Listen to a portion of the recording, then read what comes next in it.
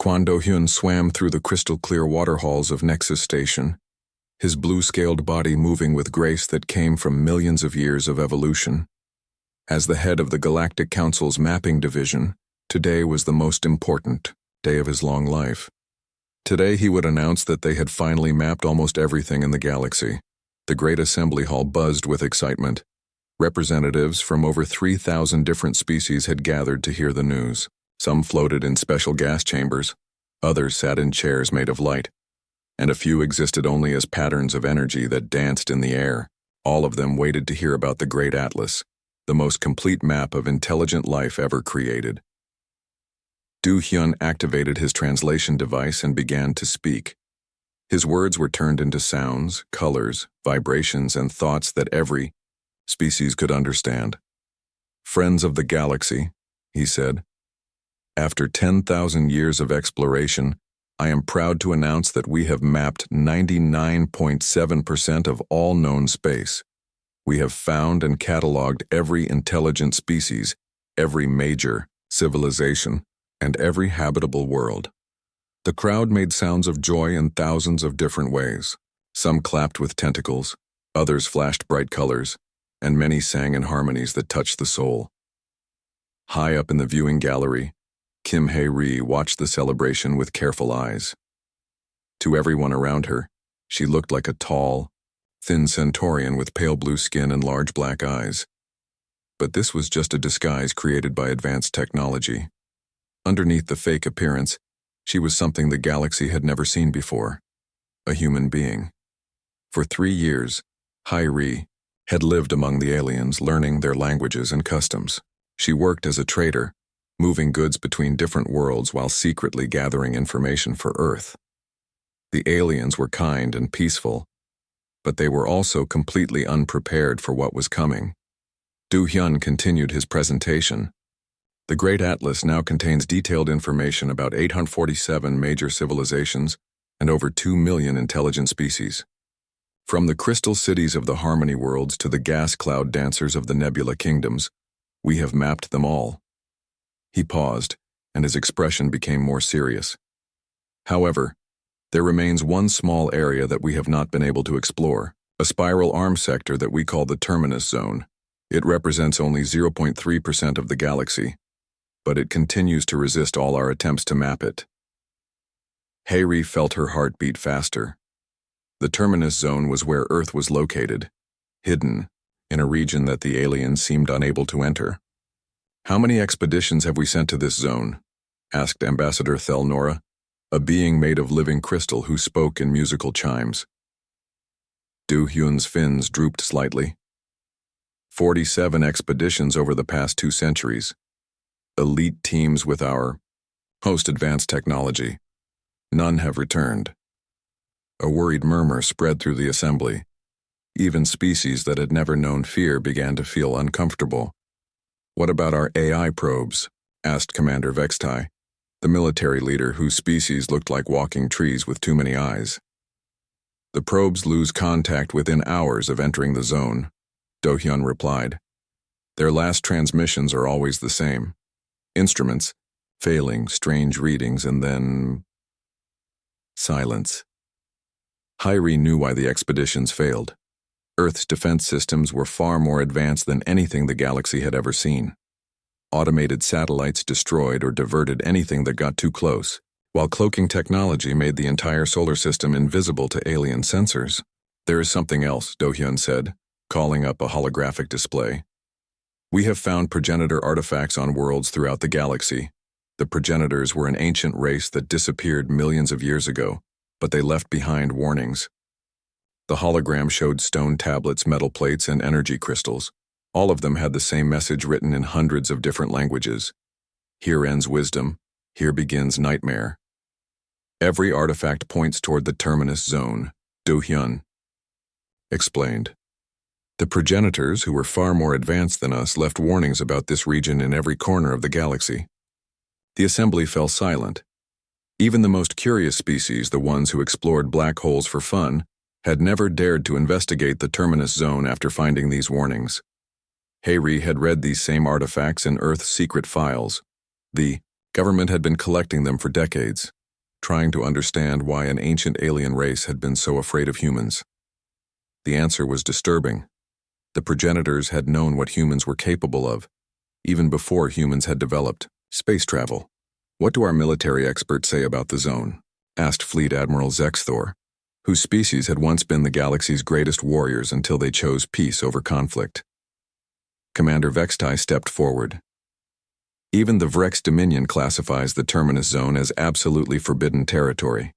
Their war scholars say that something lives there that should never be disturbed, something that makes their bravest warriors refuse to fight. This news shocked everyone. The Vrex were famous throughout the galaxy for their courage. They had fought star-eating monsters and won.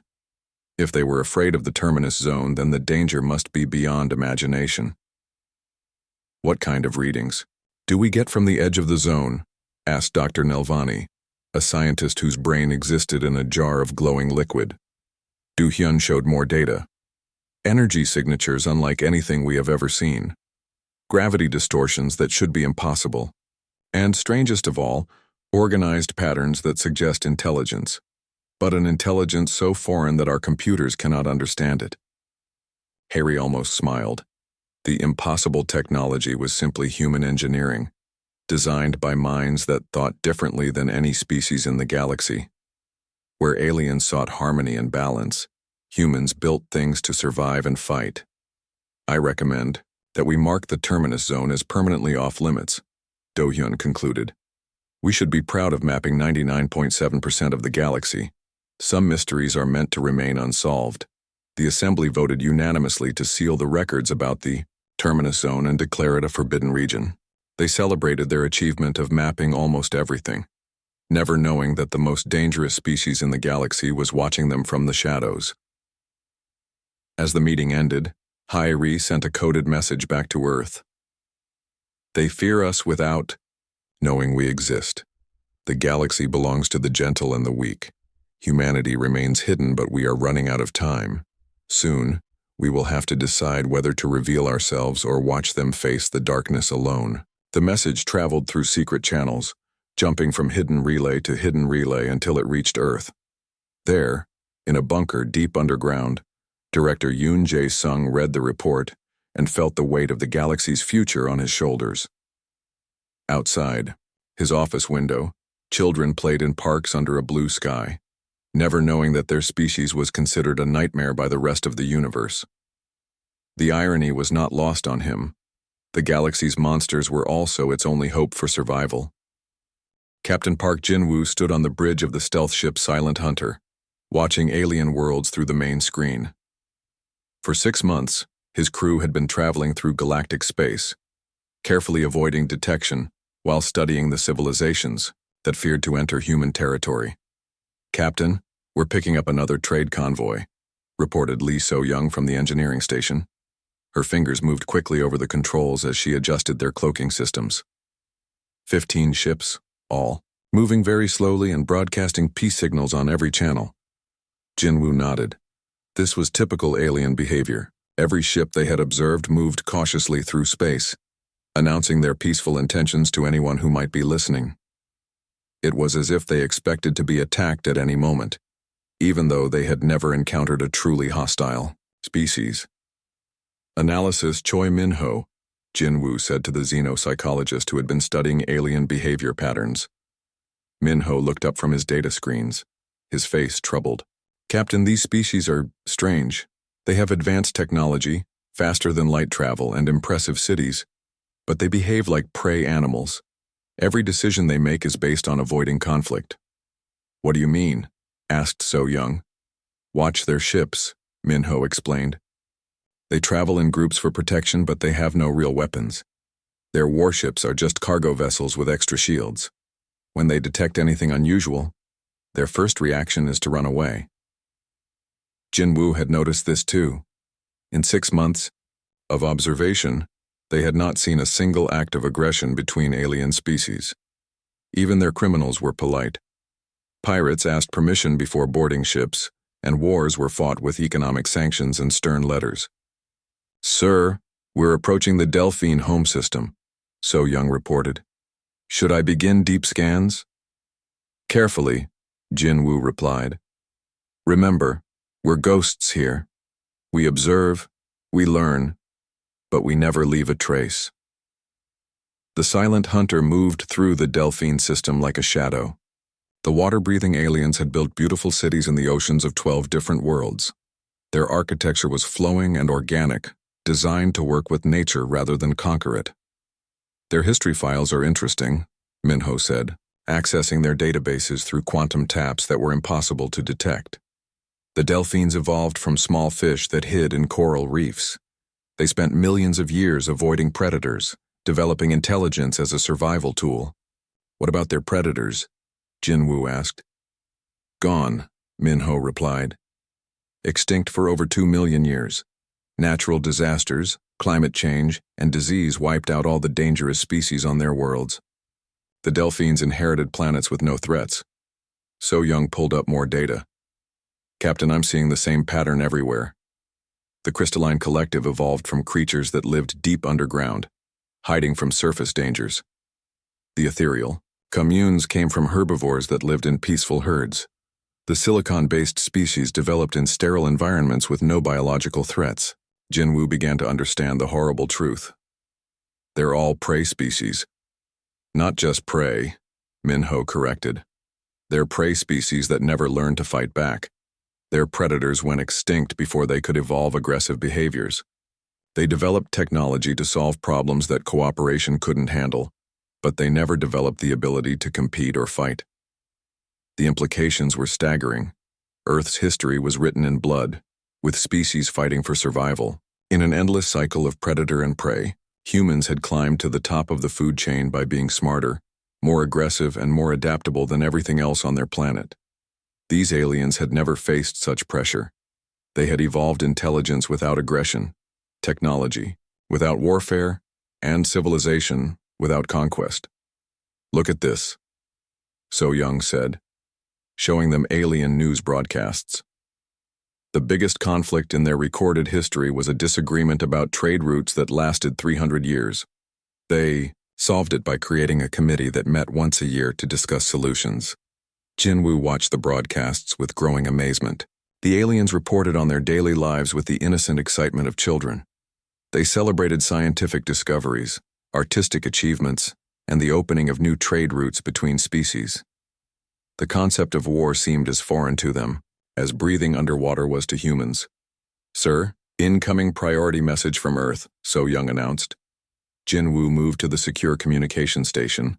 The message was from Director Yoon Jae-sung, and it contained disturbing news. Captain Park, our monitoring stations have intercepted communications from across the galaxy. The aliens are talking about the Terminus Zone, and what they're saying should concern us all. The message included recordings of alien conversations. Jinwoo listened with growing alarm as species after species described their fears about the mysterious region where Earth was hidden. They call us Deathwalkers, Jinwoo said quietly. Minho nodded grimly. I've been analyzing their cultural references to the Terminus Zone. To them, we're not just unknown. We're the monsters that live in the dark spaces between stars. Every unexplained disappearance, every failed colony near our territory, has been blamed on the Deathwalkers. But we've never attacked anyone, So Young protested. We haven't had to, Jinwoo replied. Our automated defenses have been destroying their probes and ships for decades. To them, it looks like an invisible force that kills anything that gets too close. The ship's computer chimed with an incoming alert. Captain, we're detecting a distress signal from a nearby system. A Centaurian colony ship is under attack by something. Jinwoo hesitated. Their mission was to observe, not interfere. But if they could learn more about what the aliens considered dangerous, it might help them understand the galaxy better. Take us there, but keep us hidden, he ordered. The silent hunter arrived at the crisis to find a massive colony ship surrounded by small, aggressive vessels. But these weren't aliens. They were automated weapons, left behind by some long-dead civilization. The colonists are trying to negotiate with the machines, Minho reported. They're broadcasting peace messages and offering trade agreements. To robots? So Young asked. They don't understand the concept of something that can't be reasoned with. Jinwoo realized. Look at their defensive systems. They're designed to retreat, not fight back. The colony ship was taking heavy damage. Thousands of innocent aliens were about to die because they couldn't comprehend that sometimes violence was the only answer. Jinwoo made a decision that would change everything. So Young, target those attack drones. Minho, prepare a message buoy with our sensor data. We're going to help them, but we're going to do it in a way that maintains our cover. Sir, Earth Command specifically ordered us not to reveal ourselves, So Young warned. We're not revealing ourselves, Jinwoo replied. We're going to make it look like the drones malfunctioned. The silent hunter struck with precision that the aliens couldn't detect or understand. The attack drones simply stopped working, their systems overloaded by electromagnetic pulses that looked like natural phenomena. The colonists celebrated their miraculous rescue, never knowing that humanity had saved them. They attributed their survival to luck, divine intervention, and the mysterious ways of the universe. But back on Earth, Director Yoon Jae-sung read Captain Park's report with a heavy heart. The galaxy was full of species that were intelligent, creative, and peaceful, but completely helpless when faced with real danger. And somewhere in the darkness beyond the galaxy's edge, things that made humans look gentle were starting to notice that the local area seemed very quiet and defenseless. The observers had become the observed, and humanity was beginning to understand that their greatest strength might also be their greatest burden. The neutral space station Haven's Rest had been built specifically for first contact situations. Floating in empty space between three major trade routes, it was designed to make all species feel welcome and safe. Ambassador Seo Jun-ho stood in the human delegation's quarters adjusting his formal diplomatic uniform one last time. Remember, he told his team, we are here to make friends, not to frighten anyone. Keep your movements slow and your voices calm.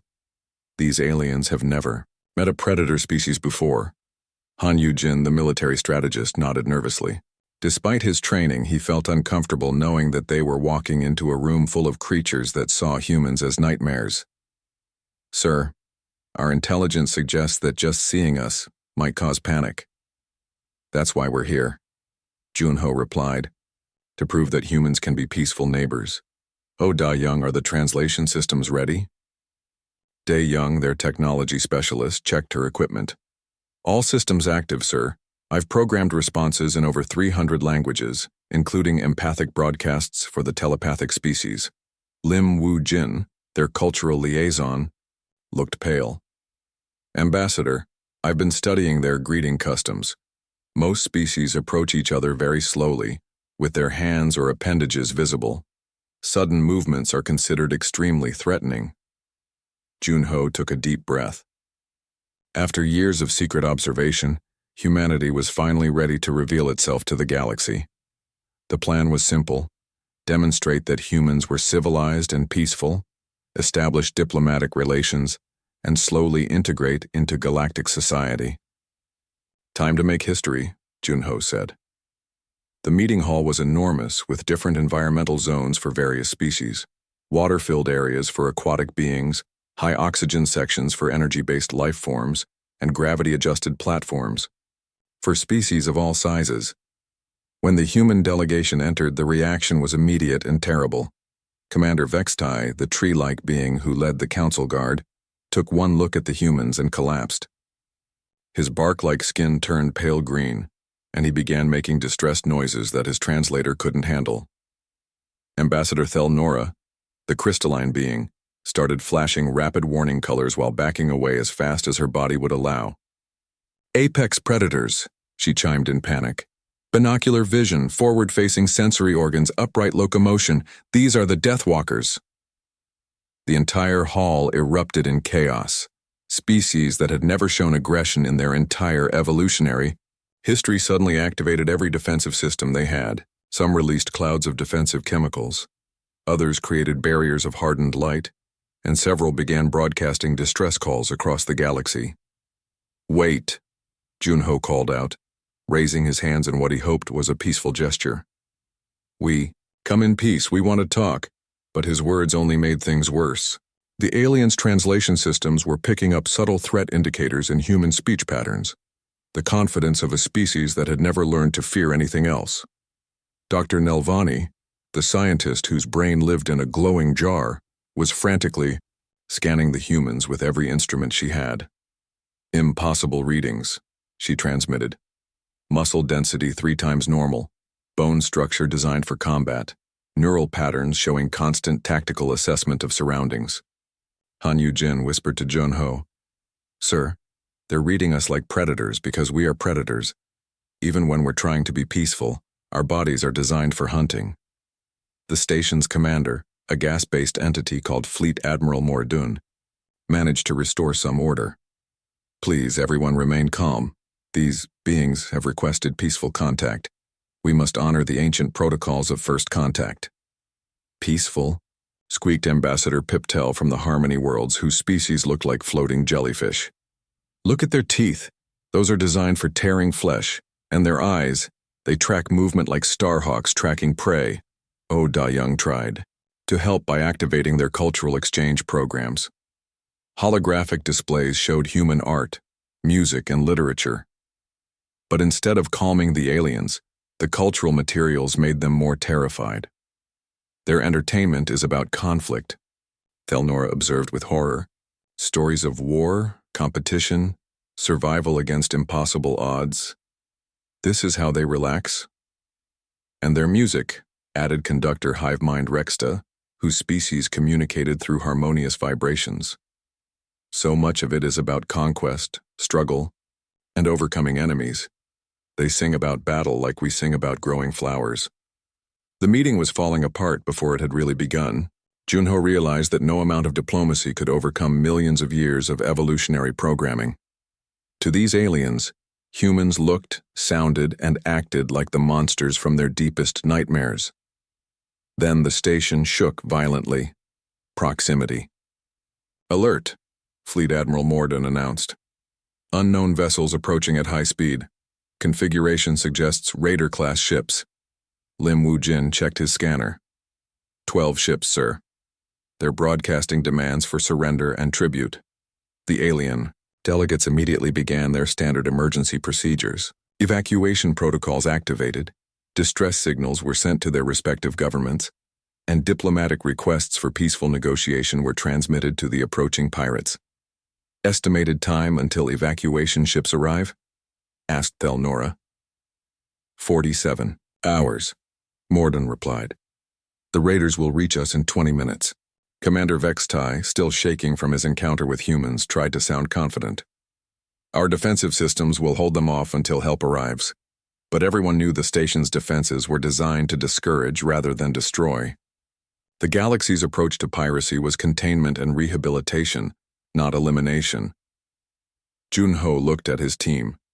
"Gentlemen, lady, I think we have an opportunity to show our new friends what humans are really capable of." "Sir," Han Yu-jin said, quietly, "if we handle this the human way, we'll terrify them even more." "Maybe," Junho replied, "but we'll also save their lives." The human delegation moved to the station's command center. The aliens watched in fascination and terror as the humans transformed from awkward diplomats into something else entirely. Andy D. Yu-jin took control of the station's sensors, his trained mind immediately seeing tactical possibilities that the aliens had never considered. Oh Da-young began modifying the station's defensive systems, turning peaceful deterrent tools into actual weapons. Lim Wu-jin analyzed the pirate formations, identifying weaknesses that no alien would ever notice. "Sir," Han Yu-jin reported, "these pirates are using standard intimidation tactics. Their ships are designed for scaring civilians, not fighting real opponents." "Good," Junho replied. "Da-young, can you make their engines stop working?" "Already on it," Da-young said, her fingers flying over alien control systems that she was learning to use in real time. "These pirates have never faced electronic warfare before. Their computers have almost no security." The alien delegates watched in amazement as the humans took apart the pirate fleet like a puzzle. Ships lost power, weapons systems failed, and navigation computers began sending the raiders in circles. Within 12 minutes, the entire pirate force was disabled and drifting helplessly in space. The aliens were completely silent. "That was efficient," Fleet Admiral Morden finally managed to say. Junho turned to the alien delegates, all of whom were staring at him with a mixture of awe and terror. "We told you we came in peace, but we also came prepared to defend our friends." Commander, Vextai, still trembling, asked the question that everyone was thinking. "How did you do that so quickly?" "Practice," Han Yujin replied simply. "Humans have been fighting each other and everything else for millions of years. When you grow up on a world where everything wants to eat you, you learn to be very good at not being eaten." The revelation changed everything. These aliens had never faced real predators, never experienced true competition, and never learned to fight for survival. To them, the humans' casual display of tactical thinking was like watching gods at work. Ambassador Thelnora finally found her voice.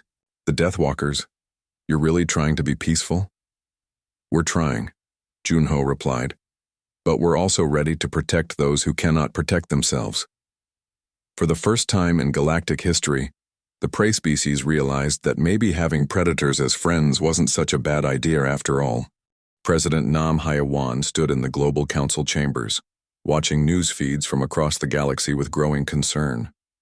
The revelation of humanity's existence had triggered reactions that no one had predicted. On the main screen, alien news. Broadcasts showed mass evacuations, emergency government sessions, and something that humans had never seen before: an entire galaxy in panic. "Madam President," said Dr. Kang Tae-min, Earth's leading expert on alien psychology, "we're receiving reports from 17 different species requesting immediate asylum in distant galaxies. The Centaurian Trade Federation has offered to pay us tribute if we promise not to expand beyond our current territory." Haiwan rubbed her temples. 3 days ago, humanity's biggest problem was deciding whether to reveal themselves to their galactic neighbors. Now their biggest problem was convincing those neighbors not to flee in terror. "What about the Vrex Dominion?" she asked. The Vrex were supposed to be the galaxy's warrior race, the closest thing to humans that existed in known space. "They've offered complete surrender," replied General Kim Tae-ho, head of Earth's military intelligence. Their war leader sent a formal document declaring that the Vrex acknowledge human superiority and request permission to continue existing. The absurdity of the situation would have been funny if it weren't so serious. The galaxy's most feared warriors were begging humanity not to conquer them, while humanity was just trying to make friends. "What are our field agents reporting?" Hyawan asked. Communication Officer Lee Min-jung activated the secure channels. "Agent Bae Yoonji reports, from the Zephyrian Empire, that their military consists entirely of scientists with crowd control equipment. They've never actually fought anyone. Their idea of warfare is economic sanctions and strongly worded diplomatic protests." More reports came in from hidden human observers throughout the galaxy. Agent Ryu Kyung-soo had infiltrated the Silicon Collective and discovered that their weapons of mass destruction were actually terraforming tools designed to make planets more beautiful. Agent Song Ah-young was monitoring the ethereal communes, where the entire species had begun mass meditation sessions to wish away the Deathwalker threat. Dr. Kang pulled up his analysis on the main screen. "Madam President, after studying hundreds of alien species, I've reached a disturbing conclusion. These civilizations have been isolated from natural selection pressure for so long that they've lost all aggressive instincts." "What do you mean?" asked Defense Minister Park Soo-jin. "Evolution on Earth was driven by competition and survival. Predators and prey pushed each other to become stronger, faster, and smarter. But these alien worlds went through different evolutionary paths. Most of their natural predators went extinct due to climate changes, diseases, or cosmic events. The surviving species inherited planets with no threats." He showed comparative data between Earth and alien worlds. Without pressure from predators, these species developed intelligence through cooperation rather than competition. They're brilliant at working together, but they have no concept of conflict resolution through strength. The implications were staggering. Humanity wasn't just unknown to the galaxy. They were literally incomprehensible to minds that had never evolved aggressive responses. "Sir, we have an urgent situation," announced Communications Director Han Ju-young. 3 human cargo ships took a wrong hyperspace jump and accidentally entered the Kepler trade zone. Everyone in the room tensed. The cargo ships were carrying agricultural supplies and entertainment media to Earth's hidden colonies. To the galaxy, they would look like an invasion fleet. "What's the alien response?" Haiwan asked. 6 star systems have begun evacuation procedures," Han replied. "The Kepler Council is broadcasting surrender offers and requesting mercy for their civilians." General Kim accessed the cargo ship communications. "I have Captain Won Dong-hyun on the line. Captain, what's your status?" A confused voice came through the speakers. "Sir, we're just hauling corn and potato seeds to Colony 7. But there are hundreds of alien ships surrounding us, all broadcasting what sounds like surrender messages. They're offering us their entire star system if we promise not to hurt anyone." The situation was becoming surreal.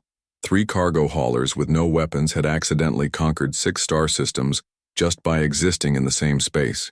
"Captain 1, maintain your current position and do not, under any circumstances, make any aggressive moves," General Kim ordered.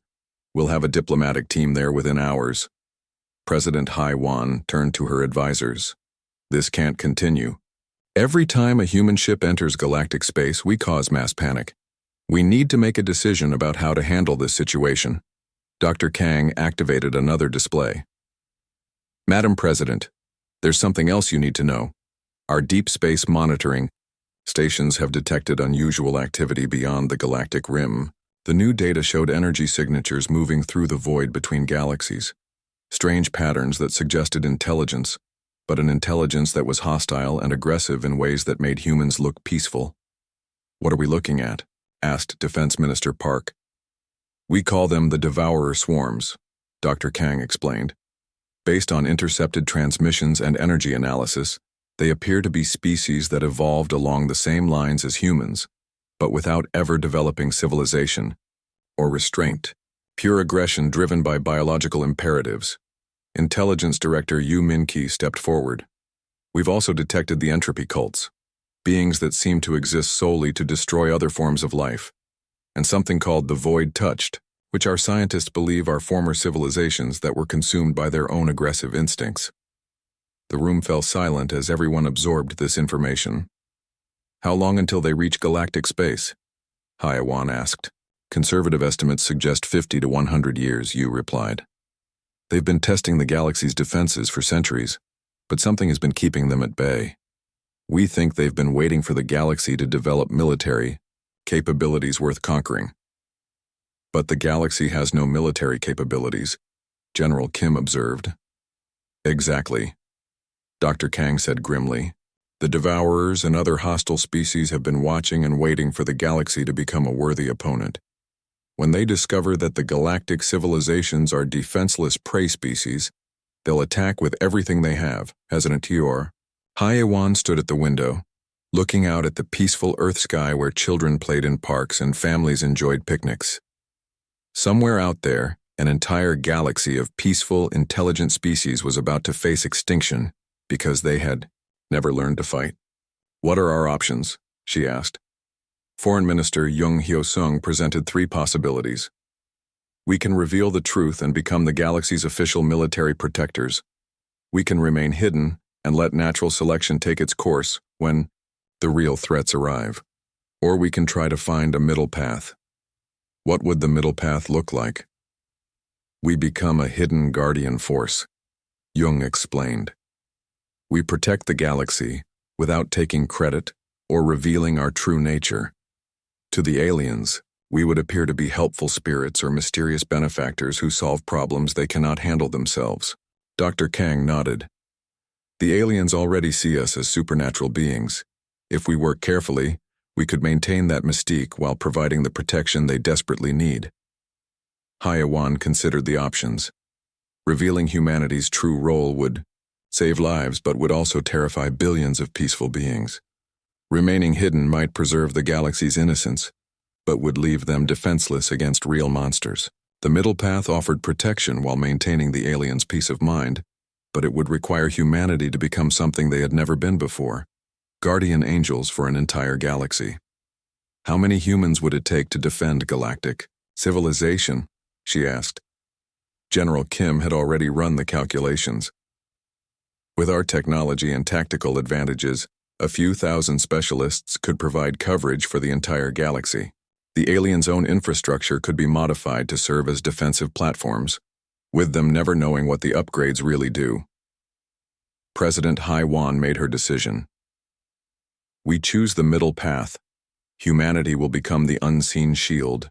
We'll protect the galaxy without taking credit, fight battles without glory, and save lives without thanks. She turned to her staff. Begin recruiting volunteers for the Guardian Corps. We're about to become the galaxy's secret protectors, and when the real monsters arrive, we'll be ready. Outside, the sun set over a world that was about to shoulder the greatest responsibility in galactic history. 5 years had passed since humanity chose to become the galaxy's hidden protectors. Director Yu Minki stood in the command center of Guardian Base Alpha, a space station hidden in the shadow of Earth's moon. Around him, screens showed the peaceful daily life of thousands of alien civilizations, all unaware that human agents watched over them like invisible angels. Status report, Minki requested. Commander Kim Jun-seo, head of intelligence operations, stepped forward. We now have Guardian teams deployed across 847 star systems. The aliens know us as Deathwalker mediators, mysterious beings who appear when conflicts cannot be resolved through normal diplomatic channels. How are they responding to our help? Minki asked. Better than expected, replied Colonel Park, Yejin, who commanded the Field Operations Division. Last month we prevented a war between the Crystal Collective and the Gas Cloud Dancers by making their weapon systems malfunction during a tense standoff. Both sides declared it a miracle and signed a permanent peace treaty. Minki nodded with satisfaction. The strategy was working perfectly. To the galaxy, humans had become helpful spirits who solved impossible problems. When pirates threatened peaceful traders, their ships would mysteriously break down. When territorial disputes grew dangerous, both sides would receive anonymous gifts of better planets to colonize. When natural disasters struck populated worlds, rescue equipment would appear from nowhere. Sir, called Agent Lee Sang-wook from the Cultural Integration Desk, we're receiving a priority message from Dr. An Bo-ram at the Ancient Languages Facility. She says it's urgent. The main screen activated, showing Dr. An in her research laboratory surrounded by progenitor artifacts. Her face was pale with excitement and worry. Director, I've finally managed to translate the complete progenitor records, she announced. What we've learned changes everything. Go ahead, Doctor, Minki replied. The progenitors didn't disappear, An explained. They evolved beyond physical existence after making a terrible discovery. They learned that evolutionary paths tend to produce either soft species like our current galactic neighbors, or hard species like humanity, and the threats approaching from beyond the galaxy. She activated a holographic display showing the galaxy's evolutionary map. Soft species develop intelligence through cooperation and peaceful adaptation. They create beautiful civilizations, art, and technology, but they cannot defend themselves. Hard species develop intelligence through competition and conflict. They become powerful warriors and survivors, but they often destroy themselves or everything around them. What did the progenitors do about this? Minki asked. They seeded the galaxy with soft species intentionally, An replied. They wanted to preserve the gentle evolutionary path because it produced the most beautiful and creative forms of life. But they also knew that soft species needed protection from hard species. The implications were staggering. The galaxy's peaceful civilizations weren't an accident. They were a carefully designed experiment in non-violent evolution. The progenitors had been waiting for a guardian species to emerge, An continued. A hard species that had evolved beyond pure aggression and developed protective instincts. They left warnings about the terminus zone because they hoped that when the guardians finally appeared, the soft species would be smart enough to leave them alone. So, humanity was expected? Asked Colonel Park. Not specifically humans, An clarified. But the progenitors knew that eventually, A species like us would evolve, dangerous enough to fight the real threats, but civilized enough to protect the innocent. Before anyone could respond, alarms began sounding throughout the command center. Priority. Alert, announced sensor operator Chang Min-soo.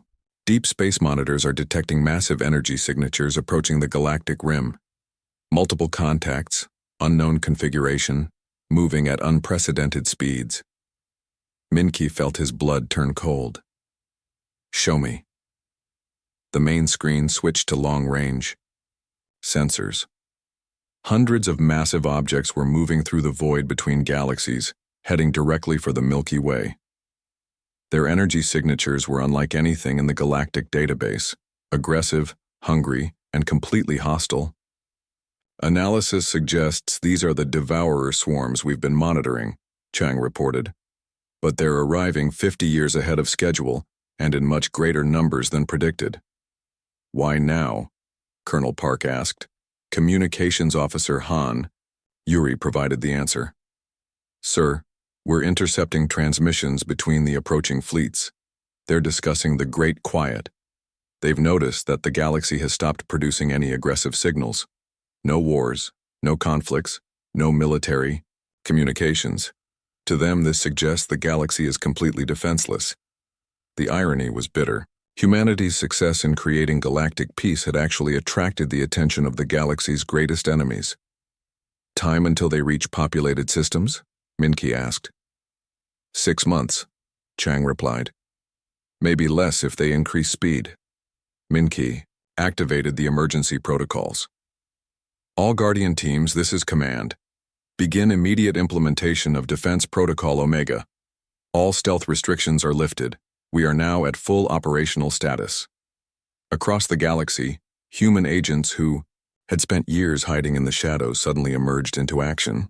Captain Wan Dong-hyun, who had accidentally conquered 6-star systems with a cargo ship, now commanded a task force of modified alien vessels. Commander Bae Yoon-ji began converting the Zephyrian Empire's terraforming tools into actual weapons.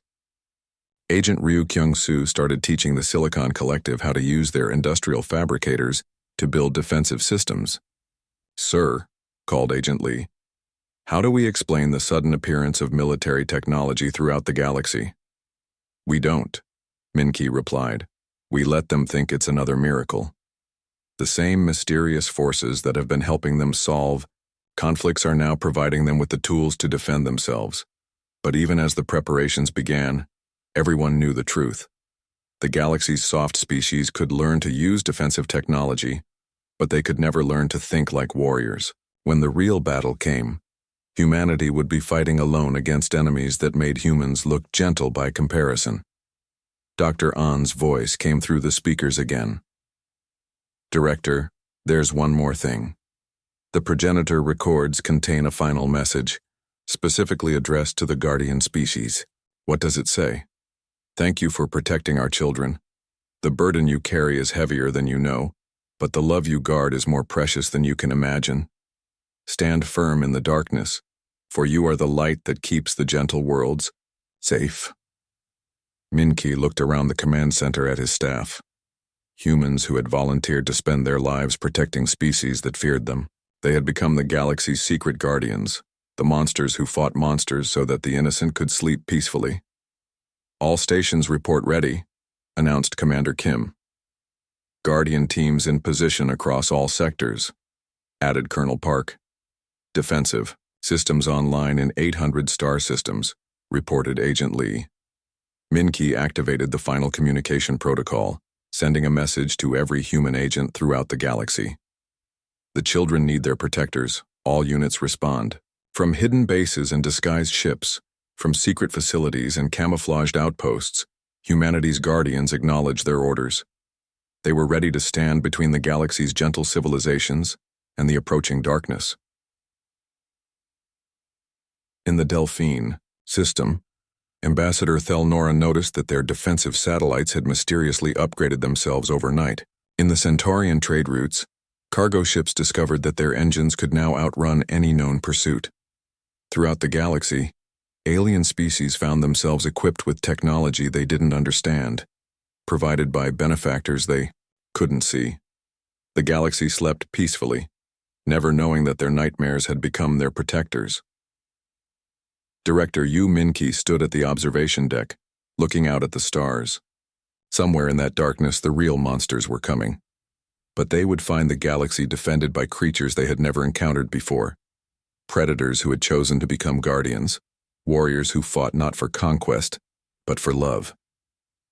Humanity had found its purpose among the stars. They were the watchers in the dark, the shields that others never saw, the guardians of a soft and gentle galaxy that was more beautiful than they had ever imagined. The children of 100 worlds continued to play under alien suns protected by shadows they would never see, defended by the very monsters they feared in their dreams.